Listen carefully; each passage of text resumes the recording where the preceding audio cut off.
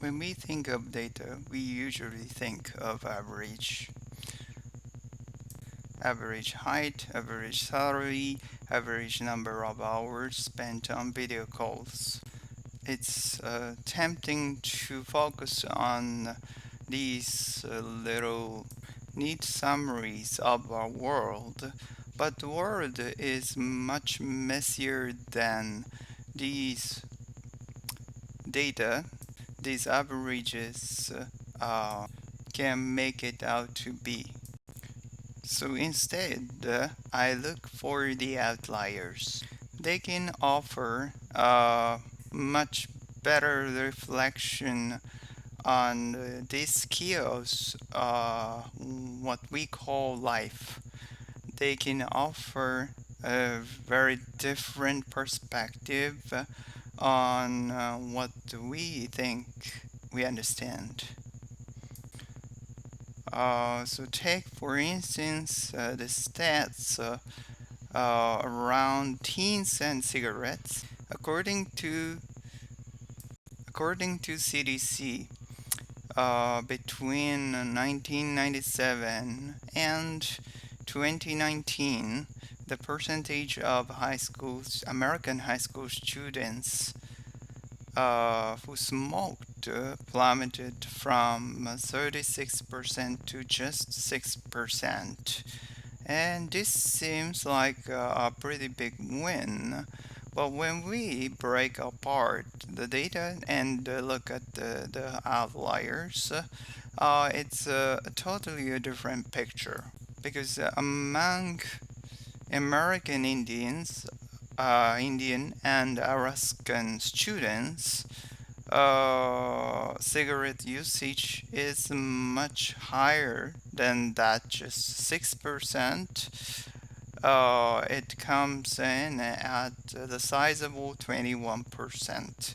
And all other racial and ethnic groups were in the single digits. So, what first seemed to be a great success story is just an indicator of how much work we need to do to reach the most marginalized communities.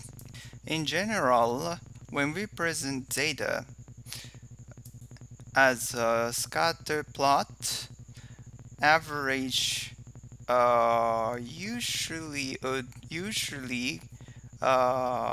look like this. And where there are outliers, a typical approach is we undervalue them. We see them as deviations from the average or from what our society thinks is normal. I like to call these outliers lost birds. It's a nickname I use for something or someone who has gone astray. And if we look them hard enough, lost bars pop up everywhere. My mom, for example, she doesn't like being on a camera, so this puppet will have to do. She is a soft-spoken, hijabby woman who isn't much bigger than this puppet. Because of that, it's easy for some people to underestimate her, but don't let those first impressions fool you. In my generation, we used to listen and accept what they tell us and do what you are told. But when I got older, I just changed and started to argue my points and get what I want. My mom is a retired doctor, avid ugly dressmaker, mother of two, grandmother of none. though she spent a fair amount of time to trying to speak that in existence. If every mother for her daughter, she wants a grandchild. Sorry, Mona. Moving on. My mom is also a lost bird. Me? She has, statistically speaking, has gone astray. In the late 70s, she left Iraq, moved to the UK to further her medical training and practice. She is one of 4% of people who born in Iraq now live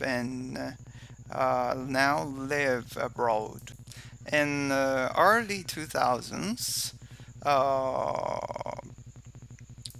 only 3% of UK doctors with her experience are non-white and practicing her specialty.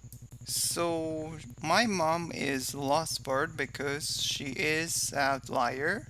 She is one of a rare few to leave her home country, and uh, even rarer still among her medical peers. We think that we people we love are special, but and there are some truths to that.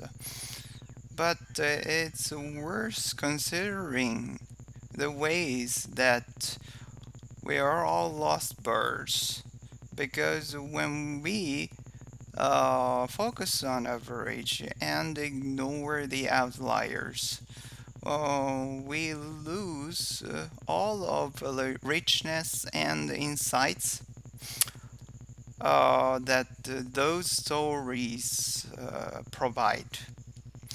When we dig into the deviations, we get to see the bigger picture, one from a bird's eye view.